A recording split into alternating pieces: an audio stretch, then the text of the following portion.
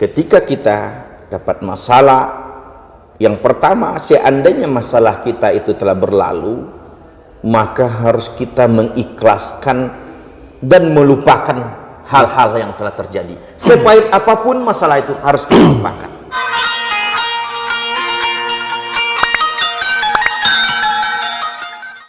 Bismillahirrahmanirrahim. Assalamualaikum warahmatullahi wabarakatuh. Alhamdulillah rabbil alamin, wa bihi nasta'inu ala umurid dunya waddin.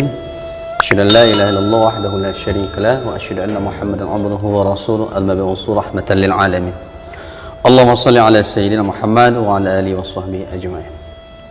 Para hadirin wal hadirat dimanapun anda berada, alhamdulillah bersyukur kita kepada Allah subhanahu wa ta'ala pada sore hari ini kita masih diberikan nikmat kesehatan, kesempatan untuk melantunkan syiar-syiar kebaikan dalam kehidupan ini, menjadikan pribadi kita yang lebih bermanfaat dari sebelumnya.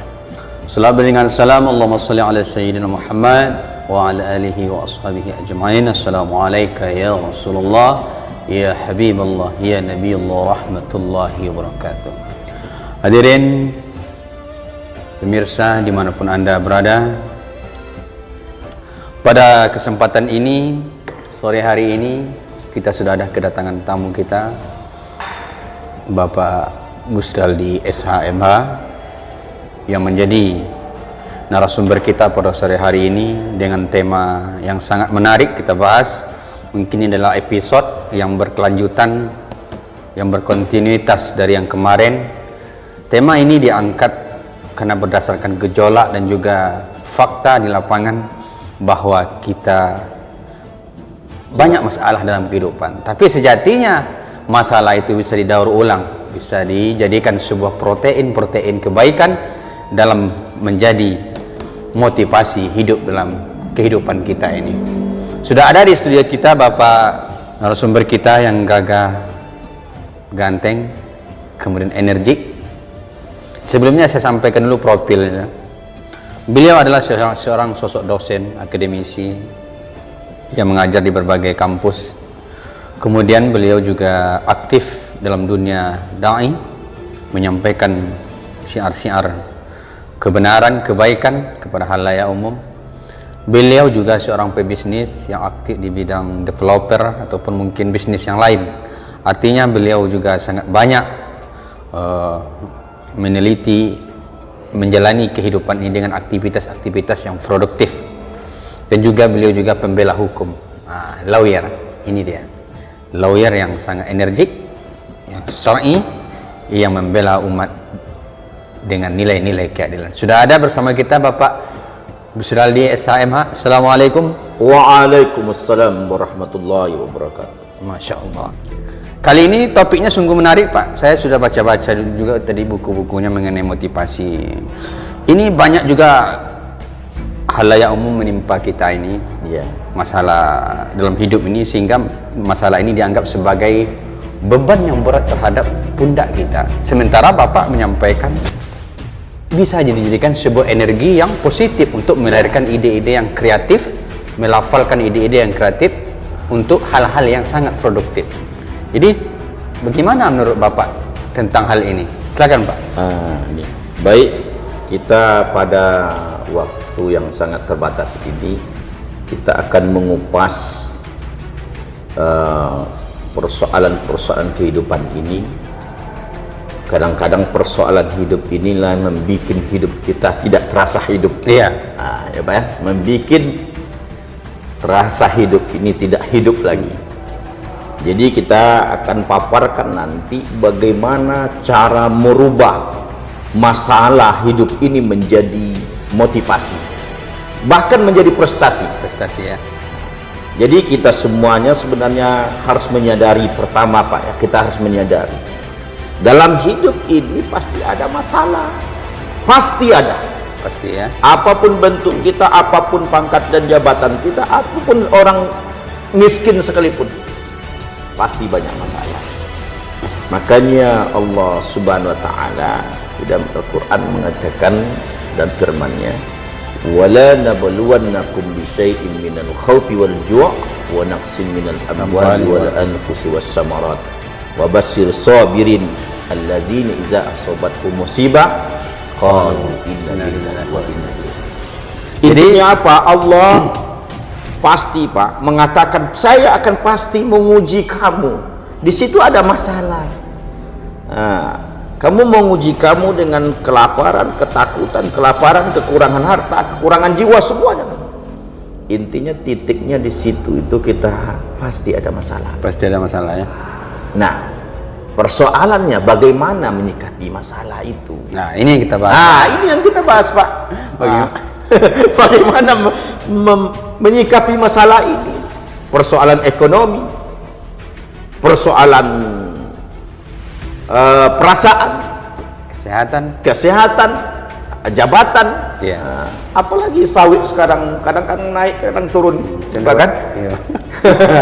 Di situ. Jadi kita harus bisa, orang bijak itu adalah orang yang bisa berpikir positif ketika ada masalah. Itu orang bijak. Iya. Nah, jadi orang bijak itu bukan orang kaya di ini semua, orang yang bisa berpikir positif. Makanya salah satu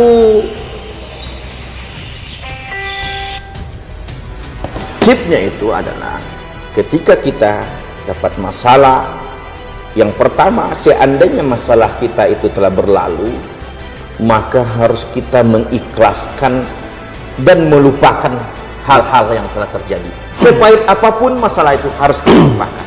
Iya.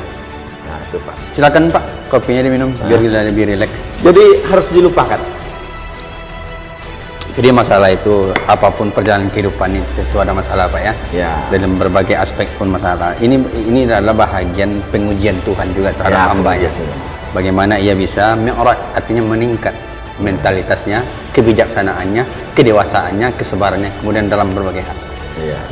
Jadi masalah-masalah ini, Bapak mengatakan masalah-masalah ini akan dirubah menjadi sebuah motivasi yang positif.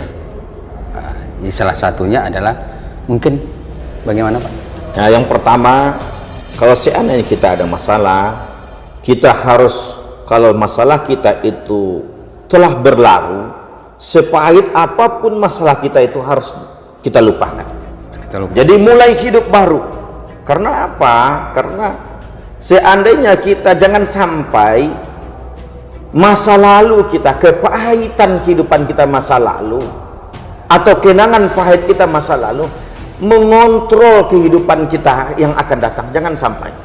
Jadi harus kita lupakan masa lalu itu. Maka kita harus melupakan yang masa lalu, hiduplah untuk ke depan. Jadi karena Pak, yang lalu biar berlalu gitu ya. Yang lalu biar berlalu. Karena apa? Kalau kita terjebak melihat pakai kendaraan Pak, lihat kaca spion terus ke belakang, kita akan tabrakan. Itu juga ada yang hidup. Nggak usah lihat terlalu jauh melihat masa lalu, apalagi yang pahit-pahitnya. Gitu. Yang kedua Pak, harus bisa berpikir positif kita. Makanya ada kata sabar di situ. Konteks dalam sabar itu adalah berpikir positif. Positive thinking ya. Nah, itu. Kalau dalam hidup ini kalau kita tidak berpikir positif,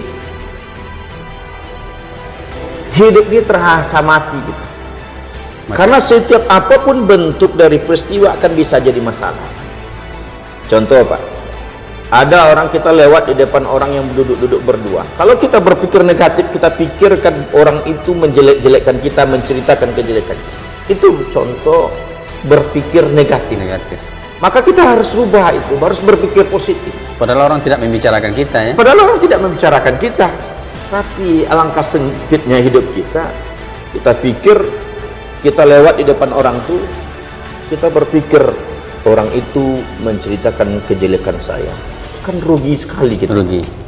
Maka kita harus bisa berpikir positif dalam hidup ini supaya bisa. Dan seandainya terjadi kegagalan atau ada orang melecehkan kita, wah misalnya Pak Busro melamar anak gadis orang misalnya kan, dihinanya bapak, apa yang bisa kamu untuk menghidupkan anak? Pak Busro tidak ada pekerjaan. Tapi penghinaan itu bisa dijadikan motivasi. Saya buktikan dan saya akan bisa nanti. Nah, itu Pak. Bapak bekerja lah. berbuat ya, berjuang. Jadikan motivasi siang dan malam, etos kerja kita bisa tinggi karena ada motivasi. Kita jadikan masalah penghinaan itu kita jadikan suatu motivasi. Jadi yang harus kita bisa berpikir positif dalam setiap bentuk kehidupan kita. Jadi yang lalu biar berlalu, dan harus kita berpikir positif. Dan yang perlu diingat, jika kehidupan kita ini tidak menentu atau galau atau tidak berubah-ubah, saya menyampaikan sebuah ungkapan pada kesempatan ini, Pak, supaya kita tahu di mana kelemahan kita, kekurangan kita. Saya menyampaikan di mana-mana pun saya sampaikan, jika kehidupan Anda hari ini tidak lebih baik daripada kehidupan Anda yang telah berlalu, berarti Anda berada dalam sistem hidup yang salah. Berarti ada yang salah dalam sistem hidup Anda. Maka ikhlaskanlah diri Anda itu belajar dan mencontohi orang-orang yang telah sukses. Maka kita yang lalu biar berlalu, setelah itu kita harus berpikir positif.